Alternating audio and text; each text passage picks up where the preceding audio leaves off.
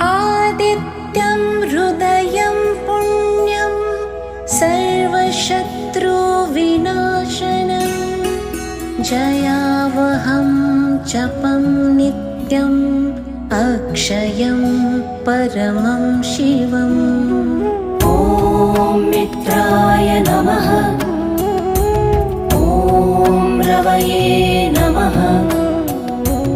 ॐ सूर्याय नमः। ॐ भानवे नमः। ॐ खगाय नमः। ॐ पूष्णे नमः। ॐ हिरण्यगर्भाय नमः। ॐ मरीचये नमः।